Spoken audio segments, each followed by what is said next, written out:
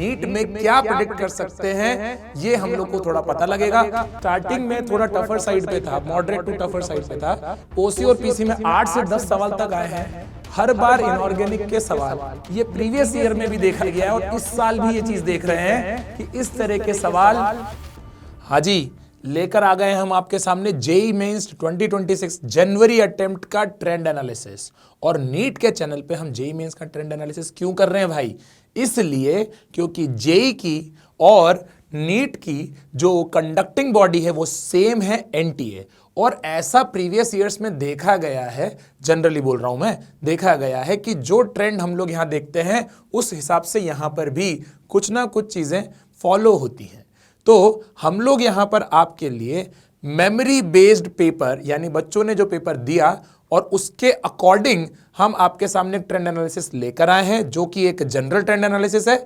और इसके बेसिस पे हम लोग नीट में क्या प्रेडिक्ट कर सकते हैं ये हम लोग को थोड़ा पता लगेगा, ताकि अभी हमारा पेपर थोड़ा दूर है लेकिन उसके अंदर हमें किस तरह के ट्रेंड्स मिल सकते हैं और उसके हिसाब से हम क्या अपनी तैयारी को और बेहतर कर सकें, क्या उसमें जोड़ें, क्या उसमें घटाएं, इसके लिए हमें एक आइडिया लगेगा। तो ये ट्रेंड एनालिसिस आपके लिए बहुत इंपॉर्टेंट होने वाला है।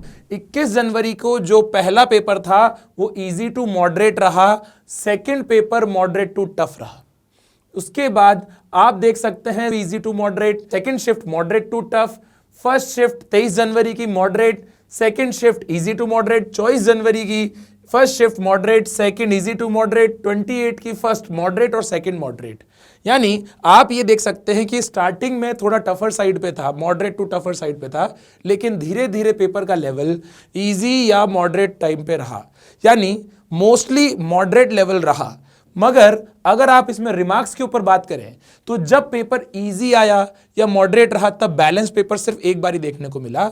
उसके बाद आप जनरली या तो लेंदी फिजिक्स देख रहे थे या लेंदी केमिस्ट्री देख रहे थे, या फिर किसी में कैलकुलेशन ज्यादा आ जा रही थी, या फिर किसी में स्टेटमेंट बेस्ड के ऊपर फोकस ज्यादा था। अब इसमें एक और चीज यहां पर इन्होंने देखी, मतलब यहां पर देखी गई कि कुछ ऐसे पेपर में सरप्राइज एलिमेंट्स थे, surprise elements on the basis of कि वहां पर कुछ ऐसे टॉपिक के मिक्स्ड क्वेश्चन आए जो जनरली नहीं आते। जैसे मैं केमिस्ट्री की बात करूं तो थर्मो के साथ एटॉमिक का कंबाइंड क्वेश्चन था।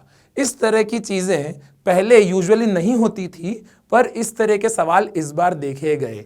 यानी वो मतलब जो उनका पैटर्न है उसको इंप्रोवाइज कर रहे हैं।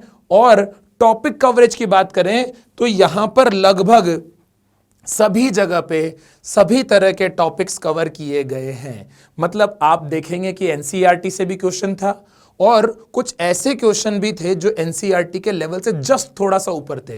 यानी आप ये नहीं कह सकते कि सिर्फ और सिर्फ एनसीईआरटी आपको इंपॉर्टेंट है।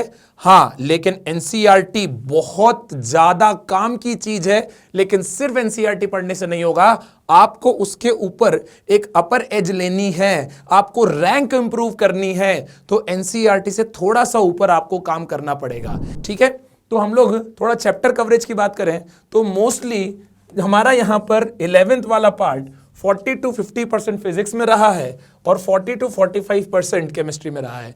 मतलब जैसा कि हम लोग ये यूजुअल ट्रेंड के हिसाब से चला है कि मोस्टली 11th थोड़ा कम आता है और 12th थोड़ा ज़्यादा आता है। उसके पीछे कारण भी है, कुछ ऐसे टॉपिक्स हैं जो आप अगर 12th के ऊपर फोकस करते हो तो उसमें 11th के कुछ टॉपिक्स एम्बेडेड होते हैं, कंबाइंड होते हैं, वो बिना 11th के टॉपिक्स के आप 12th वाले कर नहीं सकते। इसलिए भी 12th का वेटेज अपने आप में ज़्यादा हो जाता है।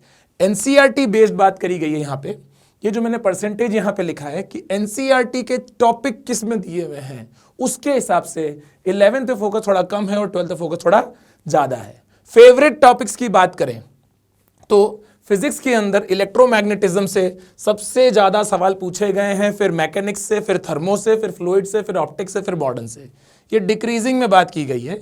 इसके अलावा अगर आपसे पूछा जाए तो यहां पर केमिस्ट्री के अंदर बोले कि केमिस्ट्री फेवरेट क्या रहा भाई, तो केमिस्ट्री के अंदर आप देख सकते हैं कि लगभग 25 सवाल में से ओसी और पीसी को ज्यादा वेटेज दिया गया है। ओसी और पीसी में 8 से 10 सवाल तक आए हैं।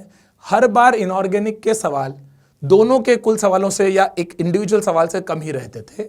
मतलब लगभग अगर आप डिस्ट्रीब्यूशन देखें तो यहाँ पर 30% और दोनों को 35% के हिसाब से आप देख सकते हैं। इनऑर्गेनिक का एक आधा सवाल हर पेपर में कम ही रहा। ठीक है, वो इसलिए भी क्योंकि उसके चैप्टर्स भी कम है। हमें पता है कि 11th में फिजिकल केमिस्ट्री के चैप्टर ज़्यादा हैं और 12th में ऑर्गेनिक केमिस्ट्री के चैप्टर ज़्यादा हैं। तो जो बात मैं यहाँ पर कर रहा हूँ वो ज़्यादा इंपॉर्टेंट हो जाती है कि ओवरऑल अगर केमिस्ट्री के अंदर कोई फेवरेट चैप्टर की बात करूं तो ऐसा कोई फेवरेट चैप्टर नहीं था। कभी केमिकल बॉन्डिंग के ज्यादा सवाल आ गए तो कभी कोऑर्डिनेशन के ज्यादा सवाल आ गए, कभी अल्काइल हैलाइड के ज्यादा आ गए तो कभी अल्कोहल फिनॉल ईथर के ज्यादा आ गए। मतलब यहां पे ऑर्गेनिक या फिजिकल या इनऑर्गेनिक किसी भी एक चैप्टर में एक शिफ्ट में अगर एक चैप्टर का डोमिनेंस रहा तो वो डोमिनेंस नेक्स्ट शिफ्ट के अंदर कंपनसेट कर दिया गया।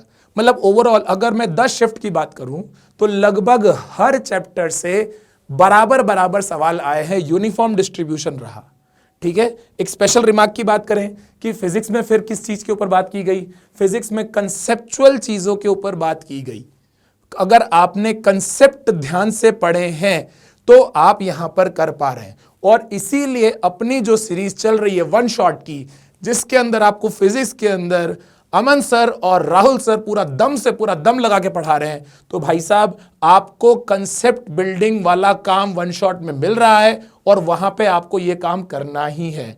और जैसा कि यहां पर एनसीईआरटी के कॉन्सेप्ट्स के सारे टॉपिक्स कवर हो रहे हैं और आपको पता है कि एनसीईआरटी की सीरीज भी अपनी चल रही है, तो वहां पर भी आप देख सकते हैं कि प्रीवियस ईयर में भी और क्या इस साल में एक्सपेक्टेड है वो सब चीजें हम वहां पे लेकर आ रहे हैं। तो ये चीजें ये बता रही है कि इस साल का नीट का पेपर जेईई मेंस के अकॉर्डिंग कैसा होने वाला है और जेईई मेंस के अंदर क्या ट्रेंड फॉलो कर रहे हैं। वो सिर्फ और सिर्फ बेसिक बातें नहीं कर रहे। मतलब ऐसा नहीं है कि आपने बस जाके पेपर दे दिया और आपका हो जाएगा। आपको दम तो लगाना पड़ेगा, आपको तैयारी करनी पड़ेगी, वेल प्रिपेयर्ड होना पड़ेगा। तो अब आप नीट से क्या एक्सपेक्ट कर सकते हैं? अगर फिजिक्स की बात की जाए तो फिजिक्स में कंसेप्ट के ऊपर इन डेप्थ फोकस होना जरूरी है और ऑब्वियस सी बात है कि कैलकुलेशंस आनी चाहिए, क्योंकि इनकी कैलकुलेशंस मोस्टली लेंदी थी या मॉडरेट थी, पर वहां पर हम लोग एक्सपेक्ट भी करते हैं यार, क्योंकि जेईई का पेपर के अंदर जो क्वेश्चन होता है वो लगभग 2 मिनट आसपास अपन को चाहिए होते हैं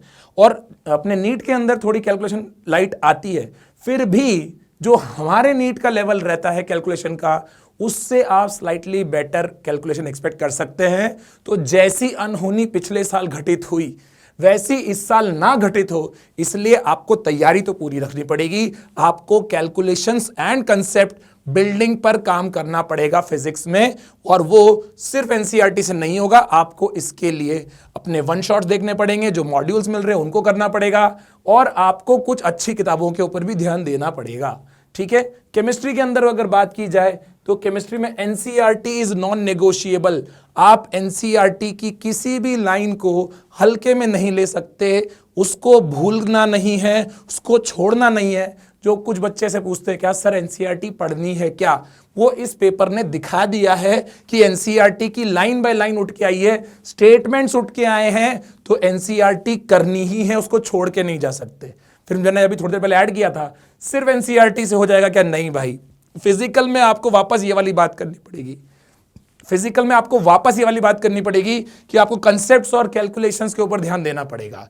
ठीक है, और अगर बाकी की ओवरऑल कुछ और इंपॉर्टेंट ट्रिक्स के ऊपर और कुछ इंपॉर्टेंट टेक्निक्स के ऊपर बात की जाए तो यहां पर क्योंकि पेपर लंबा था तो टाइम मैनेजमेंट आपको सीखना पड़ेगा। मतलब सिर्फ सिलेबस कवरेज से काम नहीं होता। जब आप पेपर देते हैं, जब आप टेस्ट देते हैं, तो आपको टाइम मैनेजमेंट पर ध्यान देना पड़ेगा और अपना कंट्रोल भी एक की रहेगा। कंट्रोल क्या होता है भाई?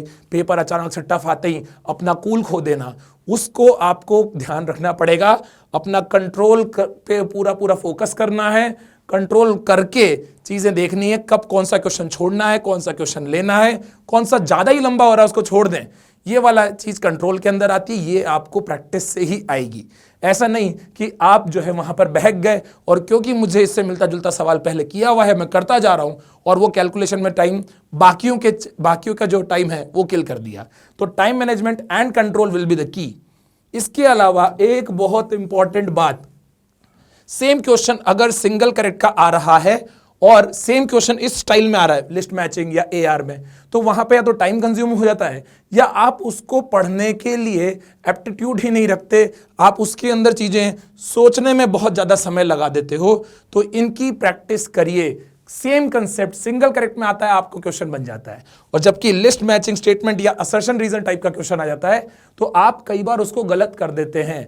और ये प्रीवियस ईयर में भी देखा गया है और इस साल भी ये चीज देख रहे हैं कि इस तरह के सवाल नीट में आने के पूरे पूरे चांसेस हैं, क्योंकि जेईई मेंस में भी इसके नंबर ज्यादा हो गए। सिंगल करेक्ट मतलब सिंगल करेक्ट में सिंगल चॉइस, वो वाले क्वेश्चंस का नंबर थोड़ा कम हुआ है। और ये जो नया पैटर्न है, न्यू पैटर्न क्वेश्चंस, इनका नंबर अप हुआ है। तो आप तैयारी कीजिए। इस तरह के क्वेश्चंस हमने ऑलरेडी अपने वन शॉट में इनकलकेट किए हैं, और अगर आपने भी इन सब चीजों का ध्यान रखा जो मैंने यहां पर बोली हैं, तो आपकी तैयारी एक नंबर चलेगी भाई।